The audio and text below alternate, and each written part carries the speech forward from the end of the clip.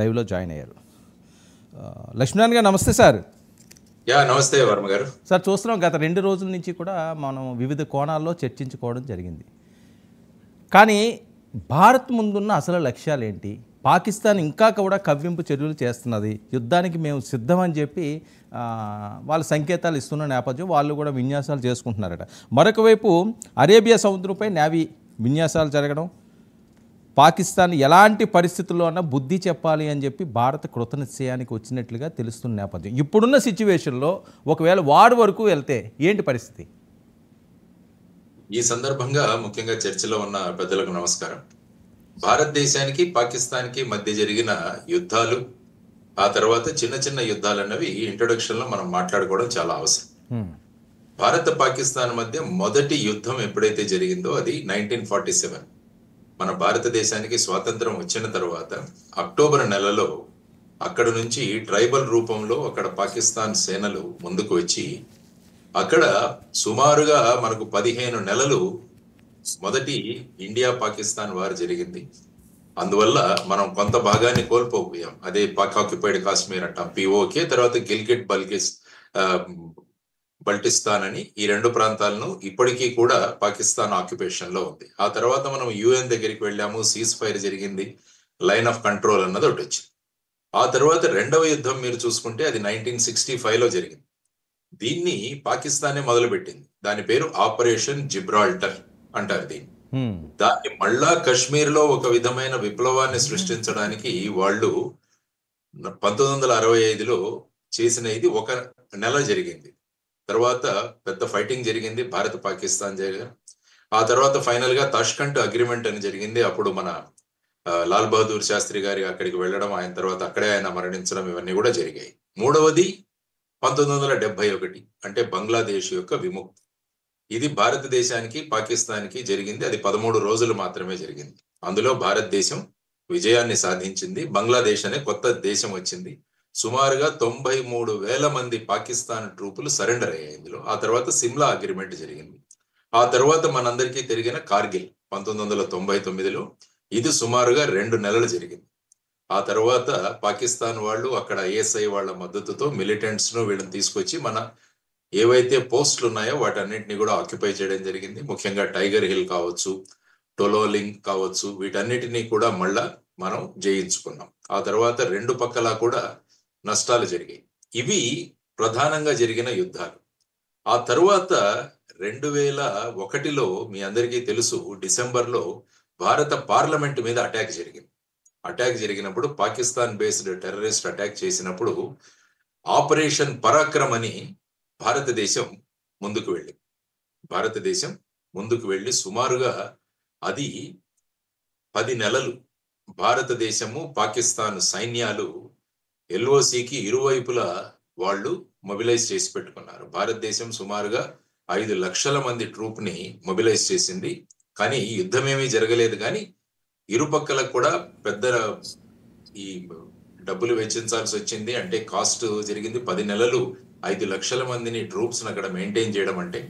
ఆ తర్వాత కూడా కొన్ని మైనింగ్ ఇలాంటి సంఘటనలు జరిగి కొంతమంది సైనికులు ప్రాణాలు కూడా కోల్పోయారు.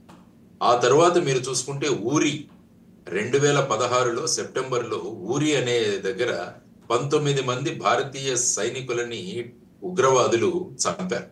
అప్పుడు కూడా భారతదేశం సర్జికల్ స్ట్రైక్స్ చేసింది 2016లో. ఆ ఇండియన్ స్పెషల్ ఫోర్సెస్ ఏవైతే ఉన్నాయో అవి ఎల్ఓసిని క్రాస్ చేసి పాకిస్తాన్కి వెళ్ళి అక్కడ ఏవైతే ఉగ్రవాద లాంచ్ ప్యాడ్స్ ఉన్నాయో వాటన్నిటినీ కూడా వాళ్ళు సమూలంగా నాశనం చేసి, అది ఓవర్ నైట్ ఆపరేషన్. ఊరి అటాక్ సెప్టెంబర్ 18 జరిగితే సెప్టెంబర్ 28, 29 ఒక రోజు మనం చేశాం. సో ఈ విధంగా క్రాస్ బార్డర్ ను దాటి ఈ విధమైన స్ట్రైక్ జరిగింది మనకి. తరువాత ఫైనల్ గా మీరు చూసుకుంటే మన పుల్వామాలో ఫిబ్రవరి 14, 2019 40 మంది సిఆర్పిఎఫ్ జవాన్లని పాకిస్తాన్ సూసైడ్ బాంబర్లు, జైషే మహమ్మద్కి చెందిన వాళ్ళు హతమార్చారు. ఆ సందర్భంగా మళ్ళా ఫిబ్రవరి 14 ఇది జరిగితే ఫిబ్రవరి 26 Indian air force air strikes చేసింది. అక్కడికి వెళ్ళి బాలాకోట్ అన్న దాంట్లో ఉగ్రవాదులని పూర్తిగా అక్కడ వాళ్ళ సైనిక శిబిరాలన్నింటినీ కూడా మట్టు పెట్టి వచ్చింది. కాబట్టి ఇది ఎందుకు చెప్పానంటే, ఇంతకు ముందు మన భారత పాకిస్తాన్ మధ్య ఏ విధమైన చర్యలు జరిగాయి అంటే, ఇప్పుడు ప్రస్తుతం ఉన్న మనం చూసుకుంటున్న విషయాలు ఏవైతే ఉన్నాయో ఆ సందర్భంగా కూడా ఊరి అటాక్ కావచ్చు, లేకుంటే పార్లమెంట్ అటాక్ కావచ్చు, లేకుంటే పుల్వామా అటాక్ కావచ్చు, ఇటువంటి సందర్భాల్లో కూడా యావత్ భారతదేశంలో కూడా ప్రస్తుతం ఉన్న పరిస్థితి అప్పుడు ఉద్భవించింది. ఆ సందర్భంగా మనం ఏ విధమైన చర్యలు తీసుకున్నామన్నది చూస్తే ప్రస్తుతం అటువంటి పరిస్థితులే భారతదేశంలో ఉన్నాయి. కాబట్టి భారతదేశం ఏ విధమైన చర్యలు తీసుకుంటుంది అన్నది ప్రధానంగా మనం అంటే అందరం కూడా ఒక్క అంశం అండి ఇందులో ఇంతకుముందు జరిగిన ఆ అటాక్లు ఇవన్నీ కూడా ఒక అంశం అయితే అణ్వాయుధాలు అనే అంశాన్ని పదే పదే ప్రస్తావిస్తున్నారు, దాని గురించి బెదిరిస్తున్నారు అని మాట్లాడేది. అది సాధ్యమా ఆ రకమైన వారికి దిగడం? ఎందుకంటే అణ్వాయుధాలు అన్నవి ఇరు దేశాల దగ్గర ఉన్నాయి. హ్మ్. భారతదేశం దగ్గర కూడా ఉన్నాయి, పాకిస్తాన్ దగ్గర కూడా ఉన్నాయి. పాకిస్తాన్ ఏంటంటే it is a failed state. Almost పాకిస్తాన్కి ఏకాకిగా ఉంది ఇప్పుడు ప్రపంచంలో. కాబట్టి అటువంటి దేశం ఏ స్థాయికి వెళుతుంది అన్నది కూడా ఒక చర్చనీయాంశంగా మారింది. ఎందుకంటే మనకు పోయేదేముందన్న భావనలు కూడా వాళ్ళలో వ్యక్తమవుతున్నాయి. సో ఆ విధమైన పరిస్థితుల్లో ఒక అణ్వాయుధం ఉన్న దేశంతో ఏ విధంగా మనం ఆ, మ- మన చర్యలు ఉండాలి. ఎందుకంటే ఇప్పుడు చూసుకుంటే అమెరికాకు ఇరాన్కు మధ్య కూడా ఆ చర్చలు జరుగుతున్నాయి. లేకుంటే ఎందుకంటే ప్రధానంగా ఇరాన్ దగ్గర కూడా అణ్వాస్త్రాలు ఉన్నాయి కాబట్టి అక్కడ అమెరికా కూడా దుందుడుకు చర్యలు తీసుకోకుండా వాళ్ళతో చర్చలకు పిలుస్తున్నారు. సో ఇటువంటి పరిస్థితులలో మనం ఏ విధమైన స్ట్రాటజీని అడాప్ట్ చేయాలి అన్న దాని గురించి మనం చర్చించాల్సిన అవసరం ఉంది. ఎందుకంటే ఎప్పుడు కూడా పాకిస్తానే జనరల్ గా అగ్రెసివ్ గా ఉంటుంది. మనం ముందు చూసిన విషయాల్లో కూడా వాళ్ళు ఏదైనా చేసిన తర్వాత భారతదేశం దానికి రియాక్షన్ ఇస్తూ వచ్చింది.